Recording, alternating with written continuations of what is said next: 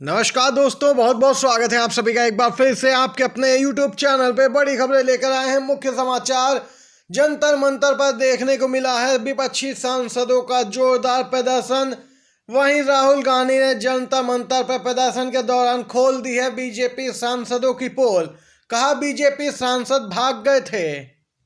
संसद में जब कलर स्मोक रंगीन धुआं छोड़ा गया तब बीजेपी सांसद वहां से निकल लिए। तो दूसरी तरफ दोस्तों विस्तार से जानेंगे कि आखिर क्यों सुप्रीम कोर्ट के पूर्व जज यहां पे सीजीआई से की है बड़ी अपील कि सरकार की मनमानी पर तुरंत रोक लगनी चाहिए। सीजीआई के सामने पहुंचा है एक बार फिर से नया मामला। दूसरी तरफ पहलवान साक्षी मलिक के संन्यास लेते ही उधर जेजेपी से बोले यहां पे जाट नेता, बीजेपी से समर्थन लो वापस। यहाँ पे दोस्तों बड़ी खबरें विस्तार से जानेंगे। वहीं आप भी मानते हैं कि 24 में इंडिया गठबंधन शानदार प्रदर्शन करेगा, जीतेगा? तो लाइक कीजिएगा वीडियो को दोस्तों, कमेंट बॉक्स में जरूर लिखिए कमेंट करके बी सपोर्ट राहुल गांधी। पहली खबर की तरफ चलते हैं। बड़ी खबर दोस्तों, संसद के दोनों सदनों से मुख्य चुनाव आयुक्त और चुनाव आयुक्तों की नियुक्ति और सेवा संबंधित बिल पास हो गया है और संसद से यह बिल पारित होते ही अब इसे अदालत में ले जाने की यहाँ पे तैयारी शुरू हो गई है। एक तरीके से कहें तो सुप्रीम कोर्ट के पूर्व जज ने ही मोर्चा खोल दिया है। सुप्रीम कोर्ट के पूर्व जज यहाँ पे दोस्तों नरीमन ने कहा कि अगर मुख्य चुनाव आयुक्त और चुनाव आयुक्तों की नियुक्ति पर विधेयक संसद के दोनों सदनों में यहाँ पे पारित हुआ है तो इसका मतलब है सीधे तौर पर लोकतंत्र से खिलवाड़ किया जा रहा है। अगर चुनाव आयोग ही स्वतंत्र नहीं होगा तो निष्पक्ष चुनाव की कल्पना नहीं की जा सकती है। पूर्व जज नरीमन ने कहा कि इस पूरे मामले को सीजीआई के समक्ष ले जाना चाहिए और अदालत को इसे निरस्त कर देना चाहिए।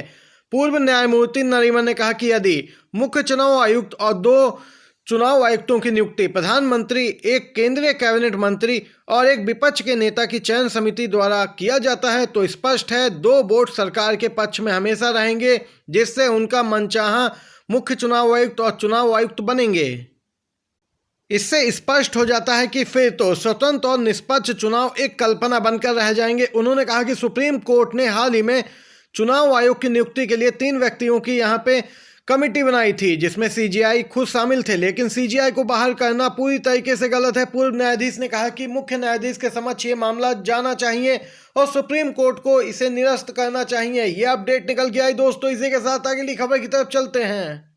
जंतर मंतर पर विपक्षी सांसदों ने जोरदार प्रदर्शन किया है। अपनी ताकत का एहसास बीजेपी सरकार को करा दिया है। जी हां दोस्तों, निलंबित बीजेपी सांसदों के बहाली को लेकर यहां पे लगातार विपक्ष ने हंगामा कर रखा है और यहां पे अब जमावड़ा जंतर मंतर पे लगा था। आम जनता भी काफी संख्या में पहुंची और इसी बीच आरजेडी सांसद मनोज झा ने एक ऐसा बयान दिया कि जिसे सुनकर गोदी मीडिया पत्रकार भी हिल गए।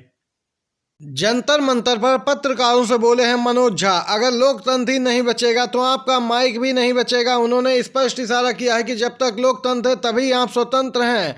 मनोज झा ने कहा जो व्यक्ति अभी सत्ता में है उसे सवाल मुक्त मीडिया, प्रतिरोध मुक्त सड़क, खिलाड़ी मुक्त खेल और विपक्ष मुक्त संसद चाहिए। वहीं दोस्तों इस पूरे मामले को लेकर आपको बताते चलें जानकारी के लिए कि इंडिया गठबंधन का जोरदार प्रदर्शन सिर्फ दिल्ली तक ही सीमित नहीं था। जंतर मंतर पे तो यहाँ पे माहौल दिखा ही, वहीं अन्य राज्यों में भी यहाँ पे विपक्षी दलों ने जमकर प्रदर्शन किया है। वहीं दूसरी तरफ जंतर मंतर पर कांग्रेस सांसद राहुल गांधी ने संसद की घटना बताते हुए भारतीय जनता पार्टी के सांसदों को डरपोक बताया है।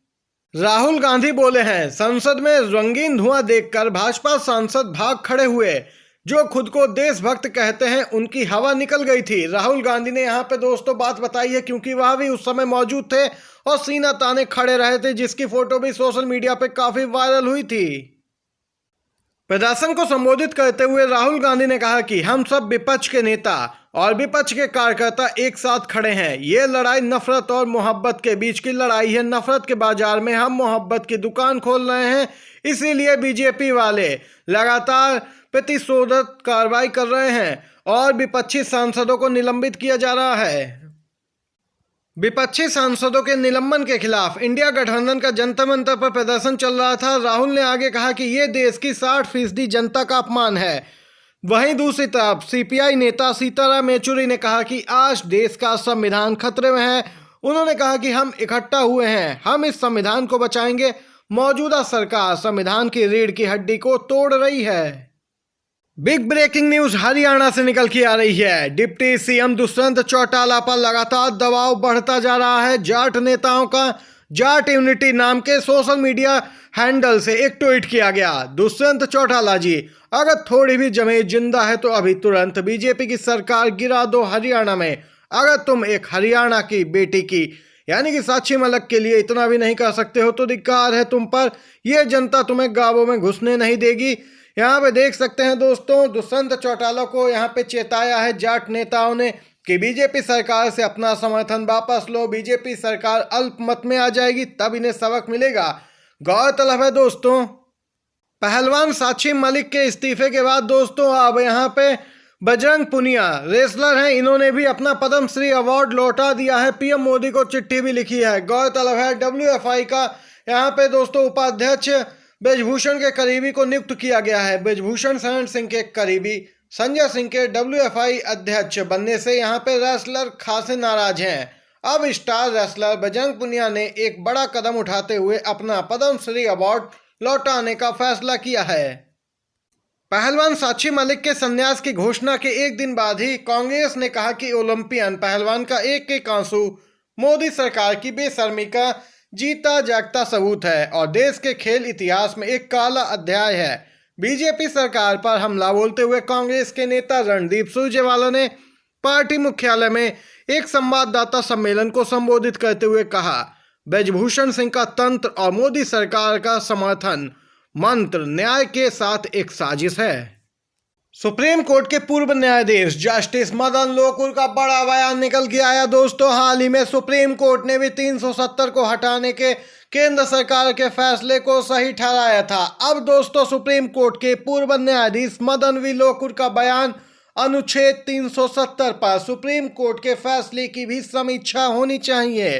अनुच्छेद 370 को निरस्त करने के सरकार के फैसले को जहां सही ठहराते हुए सुप्रीम कोर्ट ने तर्क दिए हैं वह संतोषजनक नहीं है। फैसले की समीक्षा जरूरी है।